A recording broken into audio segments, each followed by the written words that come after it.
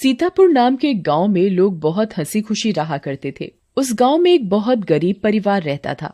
उस परिवार में मोहन, उसकी बीवी लता और उनका 8 साल का बेटा चीकू रहते थे। मोहन को पीने की बहुत बुरी आदत थी। वो सुबह शाम बस शराब पीता और जुआ खेलता रहता था। मोहन की एक छोटी सी किराने की दुकान थी।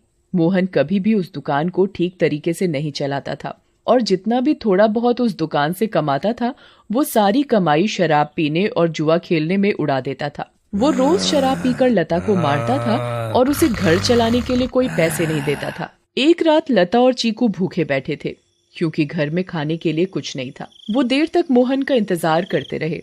अचानक दरवाजे पर खटखटाने की आवाज आती है। माँ, लगता है पापा आ गए। वो जरूर हमारे लिए कुछ खाने को लाए होंगे। हाँ बेटा, अब हम सब मिलकर पेट भरकर खाना खाएंगे। लता जल्दी से दरवाजा खोलने जाती है। जैसे ही वो दरवाजा खोलती है तो देखती है कि मोहन के दोस्त मोहन को पकड़कर खड़े हैं और मोहन नशे की हालत में है। अरे भैया, इतनी रात को आप लोग? अरे भाभी जी, क्या बताएं, आज तो मोहन ने हद ही कर दी। इतनी शराब पी रखी थी कि इसे इतना भी होश नहीं था कि ये कहाँ पड़ा है। हम इसे चौराहे पर से उठा कर लाए हैं।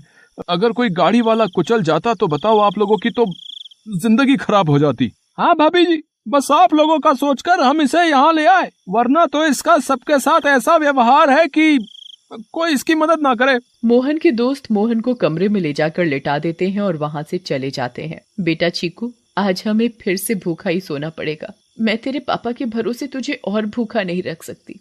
अब मुझे ही कुछ काम करना पड़ेगा। तू बस आज थोड़ी सी भूख बर्दाश्त कर ले। ठीक है माँ। चीकू और लता दूसरे कमरे में सोने चले जाते हैं। तभी मोहन नींद में बड़बड़ाने लगता है। थोड़ी देर बाद मोहन को होश आता है और वो खुद को अपने घर में पाता है। अरे ओ लता, कहाँ मर गई? मुझे बहुत तेज भूख लगी है। चल जल्दी से मेरे लिए खाना लेकर आ। लता बहुत गहरी नींद में सोई हुई होती है और उसे मोहन की आवाज सुनाई नहीं देती। मोहन 4-5 बार आवाज देता है पर लता नहीं उठती। मोहन गुस्से से लाल हो जाता है और कमरे में रखे एक मोटे से डंडे को उठाता है और दूसरे कमरे में जाता है जहां लता और चीकू सो रहे होते हैं। वो डंडे से लता को बुरी तरह पीटने लगता है। लता अचानक नींद से उठ खड़ी होती है। बचाओ बचाओ, मुझे मत मारो। मैंने क्या किया? मेरी क्या गलती है जो आप मुझे ऐसे बुरी तरह मार रहे हो? मैं आधे घंटे से आवाज दे रहा हूँ कि मुझे खाना दे दे और तू यहाँ घोड़े बेचकर सो रही है, हैं? ऊपर से मेरे साथ जुबान लड़ा रही है।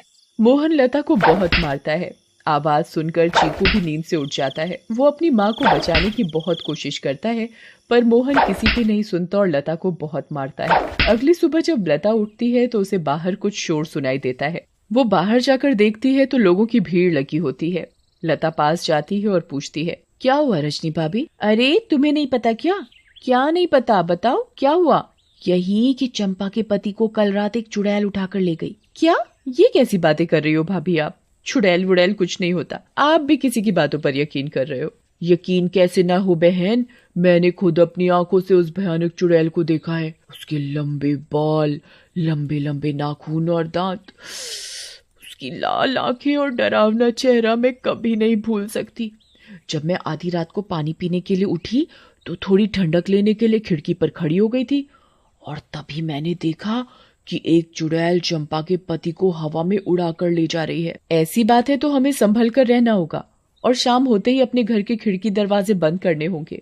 अब बिल्कुल सही कहा लता भाभी आपने। सब अपने घर चले जाते हैं। लता भी काम ढूंढने निकल पड़ती है। वो घर घर जाकर काम मांगती है पर उसे कहीं काम नहीं मिलता। अंधेरा होने लगता है और आखिर में उसे सरपंच मिलता है। क्या हुआ लता? बड़ी परेशान दिख रही है।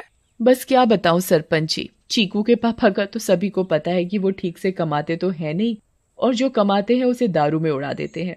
इसीलिए मैं ही काम ढूंढ रही हूँ ताकि अपना और अपने बच्चे का पेट भर सकूं।